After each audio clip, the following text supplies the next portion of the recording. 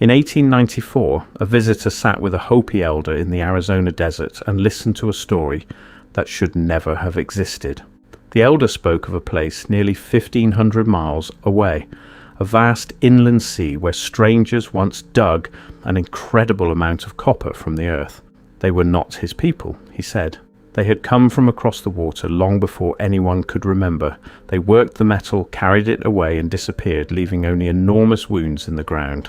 At first glance, it sounds like another old legend, except those wounds are real. When miners reached Michigan's Lake Superior during the 19th century, they didn't discover untouched copper deposits. They found thousands of ancient mines already there. Stone tools lay where they had been dropped. Massive pits stretched across the landscape. Even more surprising, the richest modern mines were often found by simply digging where someone else had already started, thousands of years earlier. Who dug those mines? How did they remove such staggering amounts of copper with nothing but stone tools? And why did people living in the Arizona desert preserve a story about miners from a lake they had never seen? The deeper you follow this mystery, the stranger it becomes. Because this isn't just the story of ancient copper. It's the story of one of the oldest and largest mining operations in North America, and questions that historians are still debating today. The first men who arrived at Lake Superior looking for copper believed they were about to discover a new frontier. By the middle of the 19th century, stories of rich copper deposits had spread across the United States. Investors poured money into mining companies. Prospectors headed north into the forests of Michigan, convinced that one of the greatest mineral discoveries in American history was waiting beneath the wilderness. They expected untouched ground. Instead, they found signs that someone had reached the copper long before they had. As crews cleared away centuries of fallen trees and thick layers of soil, shallow pits began appearing everywhere. At first, they seemed ordinary enough, just depressions scattered through the forest. But the more the miners explored, the harder they became to ignore. The pits weren't random. They stretched across hillsides in long, deliberate lines, following the exact paths of the richest copper veins hidden beneath the earth. The pattern repeated again and again. Whenever modern miners opened one of these ancient pits, they often found themselves standing directly above valuable deposits of native copper. The people who had dug these holes had somehow identified the richest parts of the landscape centuries, sometimes thousands of years, before modern geology existed. It wasn't luck. Whoever created these workings understood the ground remarkably well. As excavations continued, the discoveries became even more surprising. Buried beneath layers of earth were countless stone hammers, many of them carefully shaped with grooves around the middle so wooden handles could be fastened securely. Some mining districts contained so many of these tools that early reports described collecting them by the wagon load. Thousands upon thousands lay abandoned exactly where they had broken during the work. There were no iron picks, no steel chisels, no machinery, only stone, wood, and the unmistakable evidence of an enormous workforce that had spent generations cutting into some of the hardest volcanic rock in North America. The more 19th century engineers surveyed the region, the more they realized they were not opening a new mining district. They were reopening one. Some of the richest copper mines of the industrial era existed only because ancient miners had already located the deposits centuries before. Modern companies simply removed the soil that had filled the old workings and continued digging where their unknown predecessors had been forced to stop. That raised a question no one could answer. If these ancient miners possessed enough knowledge to locate the richest veins across hundreds of miles of wilderness, who were they?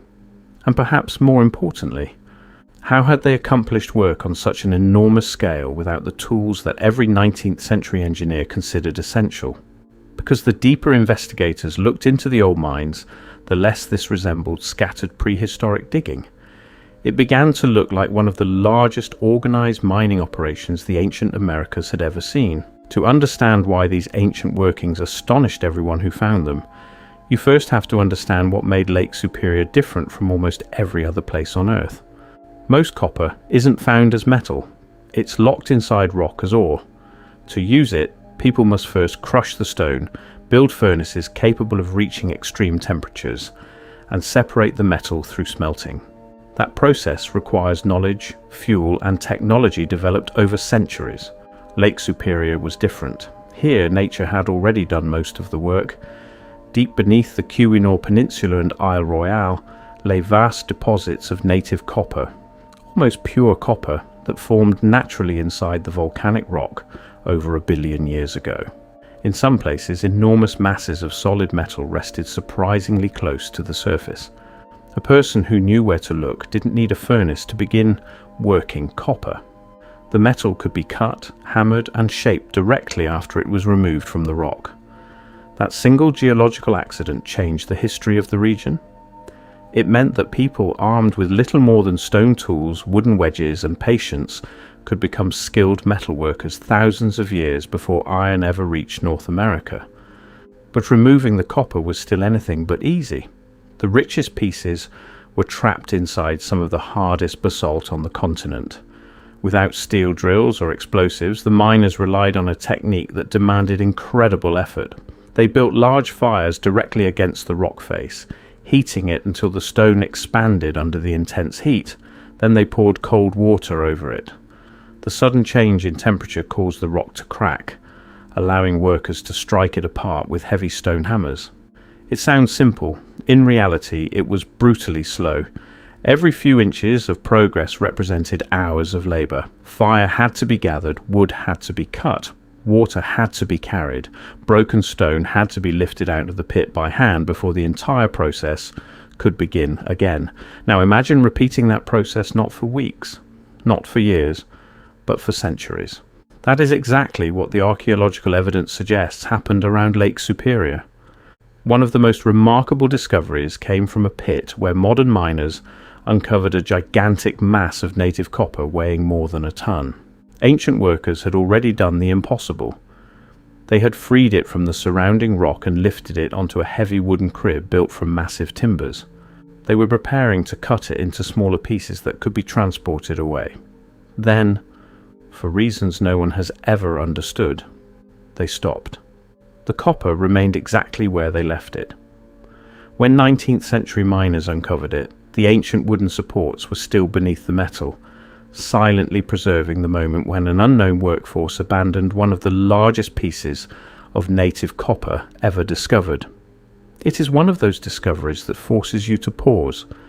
People using nothing but stone tools had managed to raise more than a ton of solid copper out of the earth. If they walked away from a block that large, how much had they already taken with them?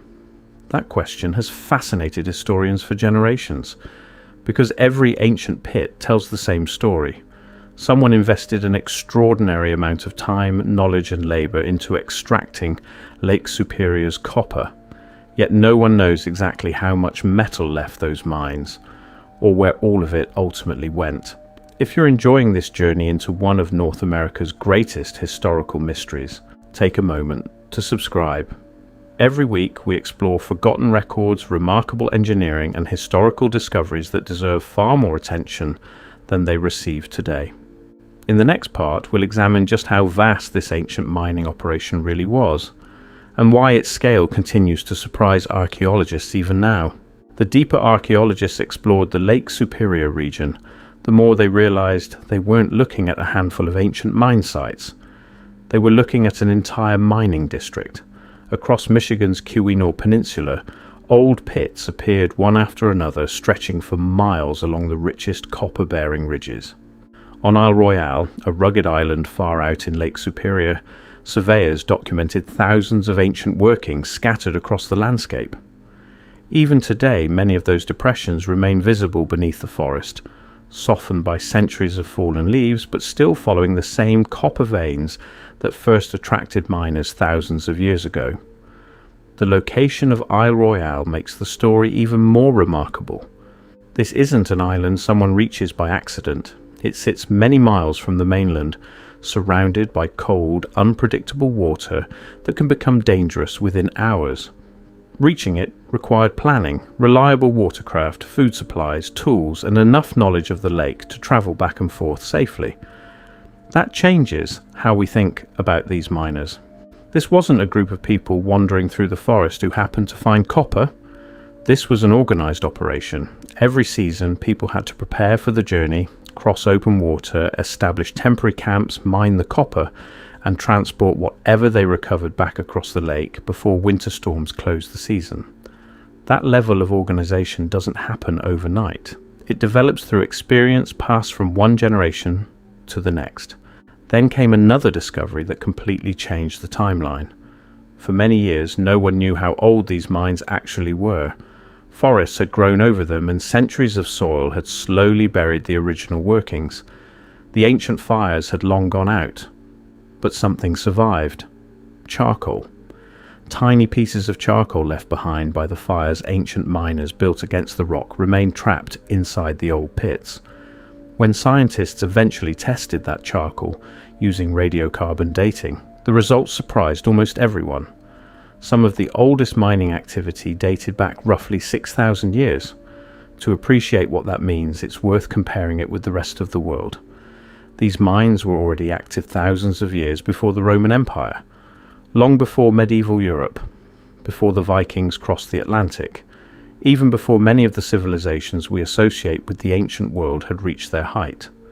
Generation after generation returned to the same ridges using the same methods, following the same copper veins. Archaeologists refer to this long tradition as the old copper culture. They have uncovered spear points, knives, fish hooks, awls, ornaments and tools made from Lake Superior copper across large parts of North America. There's no serious debate that indigenous communities around the Great Lakes developed an extraordinary copper working tradition, and the archaeological evidence clearly demonstrates their skill. But alongside what archaeologists know with confidence, another question has never completely disappeared. If this mining continued for thousands of years, if so many pits were opened, if so much labour was invested, how much copper actually came out of the ground? And more importantly, where did it all go? Those questions become even more intriguing when we return to the account recorded in 1894. Because according to the Hopi elder, the people remembered for mining this copper did not stay beside the lake. They came, they worked, they carried the metal away across the water, and then they were gone. Whether that memory preserves a literal historical event, a symbolic tradition, or something in between remains a subject of interpretation. But as the archaeological discoveries continued to grow, the old story became increasingly difficult to ignore. Because for the first time, the evidence in the ground and the memories preserved in oral tradition seemed to be pointing toward the same mystery. One question has always puzzled historians. If the ancient mines were located beside Lake Superior, why does one of the most unusual stories about them come from the Hopi people, whose homeland lies nearly 1,500 miles away in what is now Arizona? At first it seems impossible. The two places are separated by forests, plains, deserts and mountain ranges. Yet long before railroads or highways connected North America, indigenous nations maintained extensive trade routes that stretched across the continent. Copper from the Great Lakes travelled hundreds and sometimes thousands of miles through these exchange networks. Along with goods came ideas, stories and memories passed carefully from one community to another. It is within that context that the 1894 account becomes so intriguing. According to the record, the Hopi elder spoke of a great northern body of water where strangers extracted copper from the earth. He described them as people who came from across the water, removed the metal and eventually disappeared, leaving behind only the scars they had cut into the landscape. They were remembered as people apart, neither the ancestors of the Hopi nor the people living around the lake in later generations. Whether every detail reflects a literal historical event is something no one can prove today. Oral traditions are not history books. They preserve memory differently, carrying important events across generations through storytelling rather than written records. That means historians approach them carefully, comparing them with archaeological evidence instead of treating them as exact chronicles. Yet this is where the story becomes difficult to dismiss. The ancient mines are real. The thousands of stone hammers are real. The charcoal from the ancient mining fires has been scientifically dated. and the enormous scale of the mining operation is real. Those facts stand on their own, regardless of how anyone interprets the Hopi tradition. What remains uncertain is the identity of the people remembered in that tradition. Some researchers believe the story reflects distant memories of ancient indigenous mining communities whose history changed over thousands of years. Others argue that oral traditions often preserve symbolic rather than literal history. Still others have proposed far more speculative explanations, but those ideas remain unproven and are not supported by clear archaeological evidence. What makes this account remarkable isn't that it settles the debate. It doesn't. What makes it remarkable is that a story recorded in Arizona during the winter of 1894 appears to describe a place, an activity, and a mystery that genuinely existed more than 1,500 miles away. That alone is enough to make the account worth remembering, because after more than a century of archaeological research, the greatest mystery isn't whether people mined Lake Superior's copper. We know they did. The greatest mystery is much simpler. How much copper did they remove over thousands of years? And why does so much of that story disappear into silence once the mining finally came to an end? That question has led researchers back to the same ancient pits for generations, and it is there, standing beside those forgotten mine shafts, that this remarkable story reaches its final chapter. More than 6,000 years have passed since the first fires were lit against the rock along the shores of Lake Superior. The forests have grown back, the camps are gone, the voices of the miners have disappeared, but the evidence they left behind is still there. Walk through the Keweenaw Peninsula or across Royale today, and you'll still find the depressions where ancient people opened the earth. Archaeologists continue to study the stone hammers, the charcoal left by ancient fires, and the copper tools recovered from sites across North America. None of those discoveries are myths.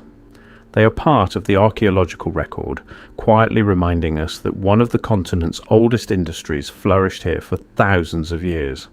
What remains uncertain is everything beyond that. How many generations devoted their lives to this work? How many people crossed Lake Superior season after season, carrying stone tools into the wilderness?